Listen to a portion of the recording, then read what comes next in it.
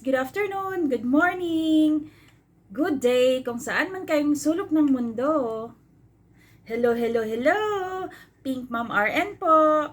For today's vlog, mag-unboxing po tayo ng aking favorite na aromatherapy from Bath & Body. But before that, gusto kong i-shout out ang aking Pink community, yung aking mga members.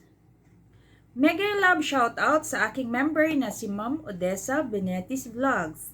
Also to Ma'am G. Pachicoy, and then John Bons, Alpha Bulanong, and to my friend Rhea Liday. And also I would like to say thank you to all my super chatters and to all my friends in YT for supporting my channel, and Leslie. Thank you po sa inyong lahat. So for today, gusto kong i-share sa inyo yung aking favorite na aromatherapy from Bath & Body. Actually, yung oil niya po is long time ko nang ginagamit at saka effective po talaga siya sa akin. So I have here my Bath & Body Works Aromatherapy Collection. Ito po yung favorite ko. For this month, nag-sale po siya. So, sa isang box na po na ito, meron na siyang tatlong laman.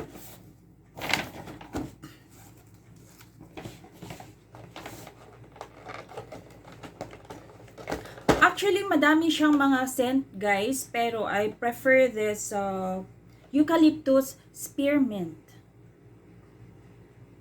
Stress relief. Kasi minty ang flavor at the same time, relaxing po yung kanyang amoy. So for the moms and dads, sa ating mga nanay, tatay, ate, kuya, na stress sa work, this is ideal for us. Stress relief. So this one is body wash. And then next po, we have here the moisturizing body cream.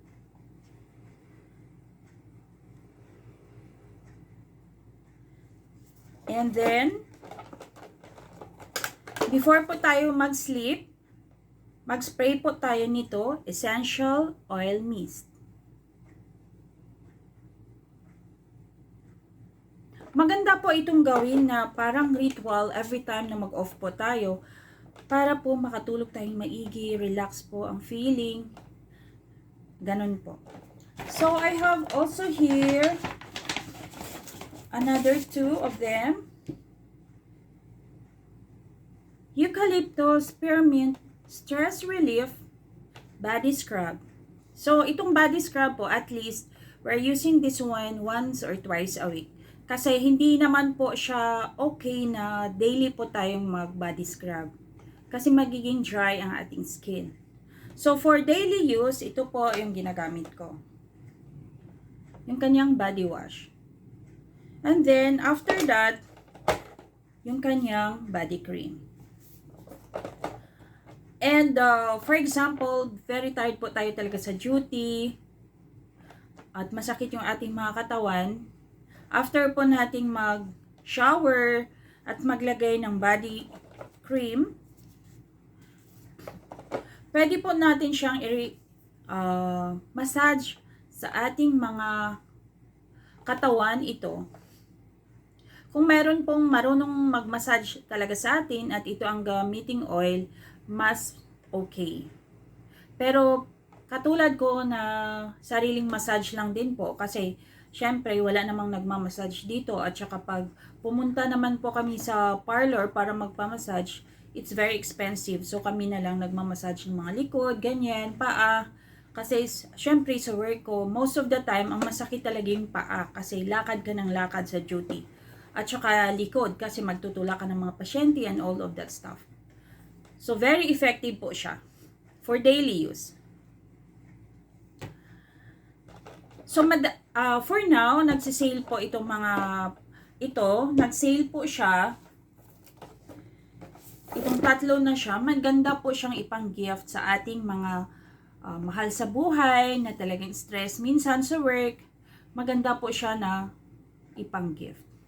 Kasi maganda na yung lalagyan. Tsaka may ribbon na rin siya.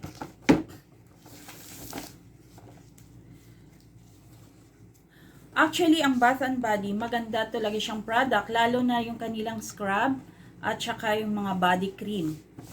Effective po talaga siya, guys, yung mga body cream ng Bath and Body Works. At affordable din po siya, lalo na pag nagsisale po sila. So, ako, bumibili lang ako at nagsastock pag nagsisale po sila. For my personal use at saka sa family ko din po. So, if you have any good feedback about Bath and Body Works, pwede nyo ding i-comment below. Favorite ko sa Bath and Body Works is Japanese Cherry Blossom. Kasi nagsistay po talaga yung kanyang amoy at hindi po siya masyadong strong ang kanyang smell. Lalo na po pag medyo allergic ka sa mga smell. Like me, I have chronic rhinitis and I'm using steroids most of the time to control my allergy. So, ito po, hindi po siya masyadong strong ang kanyang smell. So, I think that's all for today, guys. Thank you for supporting this premiere. Sa mga friends po natin na hindi pa naka-subscribe sa aking channel, please do subscribe. Pink Mom RN po. And don't forget to press your notification bell so para ma-notify po kayo pag meron po akong bagong videos. And again, thank you so much. God bless you all. Bye-bye!